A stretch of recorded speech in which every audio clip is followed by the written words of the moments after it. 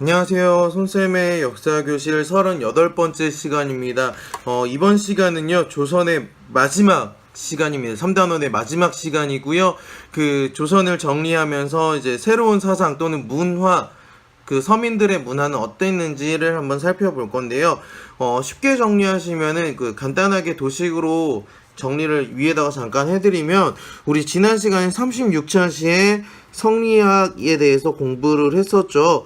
자, 성리학에 대한 반발 또는 대체 학문으로서 그 윤유와 박세당, 그 다음에 양명학, 그 다음에 실학 이야기를 했습니다. 그래서 지난 시간에 요 실학에 대해서 이야기를 했는데, 그러면은 조선 이제 얘기를 하고 싶은 건, 이제는 이거는 이제 지배층의 양반에서 주장한 거고요. 이에 반해서 서민들 층에서는 무엇을 주장을 했는지를 먼저 하나 살펴볼 겁니다.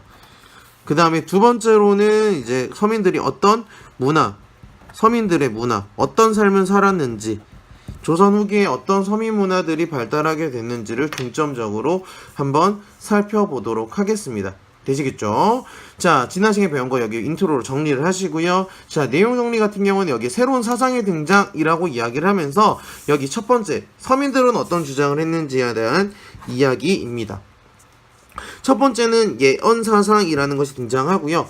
두 번째는 서학이라는 것이 등장을 합니다. 세 번째는 바로 동학이라는 것이 등장해서 이 1번이 세 가지, 백성들은 이런 세 가지를 주장을 했었구나 라는 걸로 보시면 되겠습니다. 자, 예언사상 같은 경우에는 어떤 게 있었냐면, 지금 세상에 이제 삼정이 문란하고 그 정치는 세도정치로 이제 무너지고 있는 상황이니까, 그러면서 이제 비기라든지 도참이라든지 그 다음에 그 미륵신앙 같은 새로운 이제 신앙 같은 것들이 등장하게 됩니다.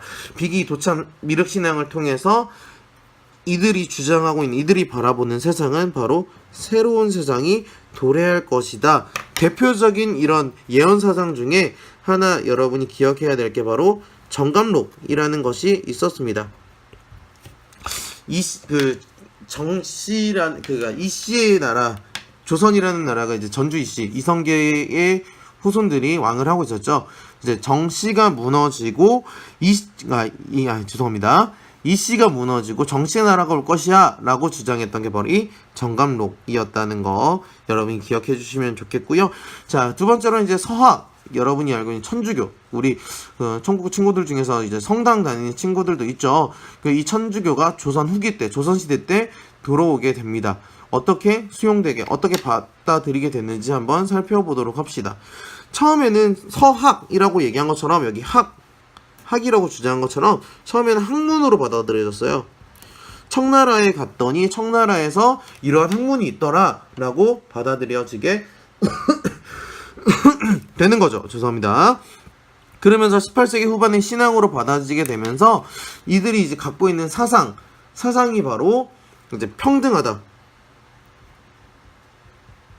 평등, 그리고 내세, 즉 죽으면 다른 세상이 있다라고 주장을 하게 되는 거죠. 그래서 평등하다는 거는 뭐 하나님이 세상을 뭐 평등하게, 인간을 동등하게 만들었다라고 이야기를 하는 것이고요. 내세 같은 경우는 그렇기 때문에 네가 죽어서 천국을 가고 지옥을 가고, 양반도 죽어서 천국을 가고 지옥을 가고, 이런 이야기를 하게 되는 거죠. 그러다 보니까 내가 지금 고통을 받고 있더라도 내가 죽고 나면 다음 이제 천국에 가면 평등하게 행복하게 살 수 있겠구나 라는 것을 주장을 하게 되고 꿈을 꾸게 되는 겁니다. 하지만 이 평등하고 다른 세상이 있기 때문에 지금 죽은 사람을 위해서 제사를 지내는 것을 거부하게 되는 게 이제 천주교의 특징이었습니다. 그러다 보니까 신유 밖에 이제 1801년 그 정조가 죽고 나서 바로 이제 노론이 천주교 신자들을 박해한 사건이 있었는데, 그러다 보니 이게 문제가 생기게 되는 거죠. 어떤 사건이 있었냐면, 신유박해 때 백서 사건이라는 게 있었는데, 위에 여기 쓴 키워드에 나와 지금 황사영이라는 사람이 어떻게 보면은 정약용의 조카 사위였어요. 근데 이런 주장을 하게 됩니다.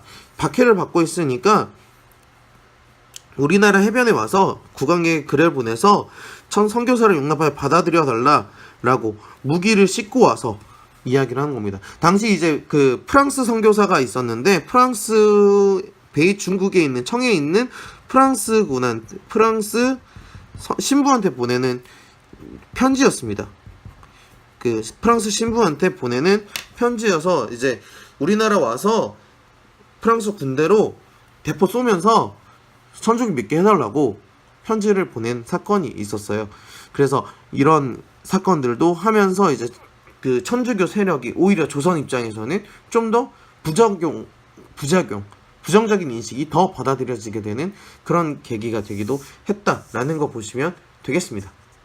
자, 동학 같은 경우에는 경주 출신의 몰락 양반이었던 최재우가 창시한 학문인데요. 그 교리로서는 이제 서학에 맞서서 우리나라 동쪽에 있는 학문이다라고 이야기를 하면서 창시를 하는 거죠. 그래서 인간 존중하고 평등하게 주장을 하는 인내천, 사람이 곧 뭐죠? 그렇죠. 하늘이다 라고 주장하는 인내천 사상. 그리고 그 외세를 배척하기 위해서 나라를 보호하고 백성을 편안하게 한다는 보국안민 사상. 그 다음에 지금 세상운은 다 했으니 새로운 세상이 열릴 것이다 라고 주장을 했던 새로운 세상, 바로 후천, 새로운 세상이 개벽 열릴 것이다 라고 주장하는 후천개벽 사상까지 있었습니다. 그러다 보니까 지금 세상운이 다 했다라고 하는 건 지금 세상을 이야기하는 거죠. 그러면서 운이 다 했다라고 얘기했으니 당연히 동학 또한 그 탄압을 받게 되고 최재우가 처형당하는 그런 결과를 가지고 오게 되었다라고 보시면 되겠습니다. 여기까지 이제 서민들이 어떤 사상을 갖고 있는지 보셨고요. 자, 다양한 문예 활동을 통해서 서민 문화 간단하게 정리하고 마무리 짓도록 하겠습니다. 자, 16세기에 들어서 그렇죠. 여러분이 아시다시피 사림이 진출을 하게 되면서 선비적인 취향이 있었는데 양난을 거치면서 우리 알다시피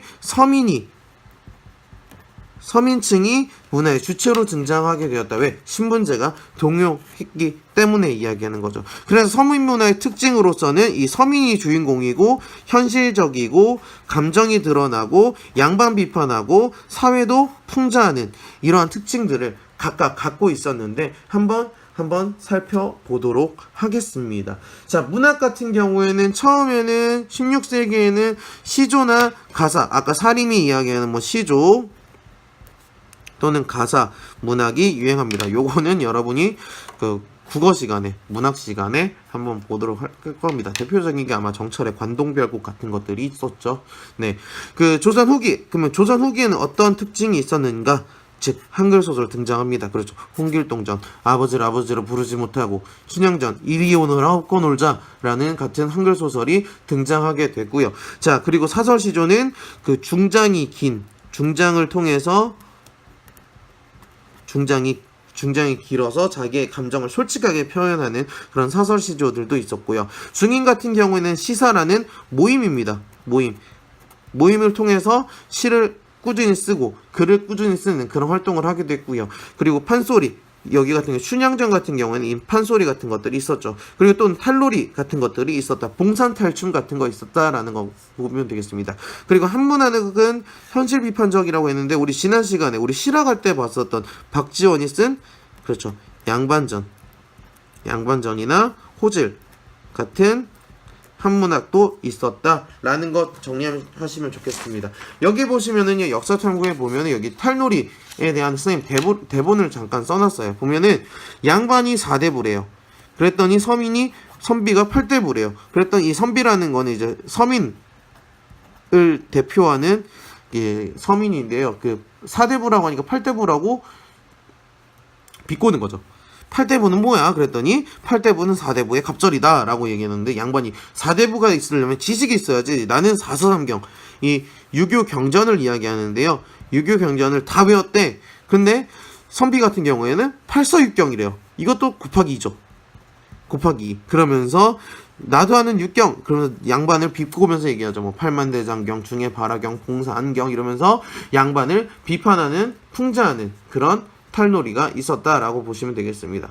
그리고 우리 그 박지현의 호질, 우리 지난번에 양반전 봤었는데 여기 보면 벼슬을 좋아하지 않는 듯한 선비 2급 북각 선생이었고 뭐 이랬는데 쭉쭉쭉쭉 얘기하면서 여우가 둔갑한 것 밤에 과부를 찾아올 일이 없다라고 얘기하는데 이 북각 선생이 실상 보면은 이렇게 나쁜 사람이었다라는 것들을 양반을 비판한다라는 겁니다. 왜냐하면 이 호질이라는 제목 자체가 호랑이가 꾸짖는다, 호랑이의 꾸지람이라는 이야기를 하는 거거든요.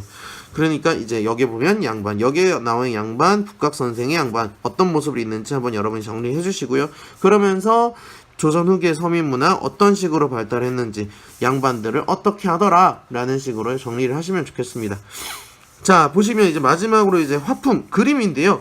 그림 같은 경우는 초기에는 이러했지만 후기에는 발달하게 된 게 진경산수와 풍속화, 민화 같은 그림이 발달하게 되더라라는 거 보시면 되겠습니다. 보시면은 선생님이 잠깐 이제 그림 같은 것들을 보여드리면 교과서에 있는 그림입니다. 교과서에 있는 그림. 여기에 나와 있는 그림입니다. 이게 바로 진경산수하고요. 그 다음에 요게 풍속화, 그리고 까치호랑이 같은 게 민화 같은 특징을 갖고 있었다라는 거 여러분이 보고 정리하시면 되겠습니다. 아시겠죠?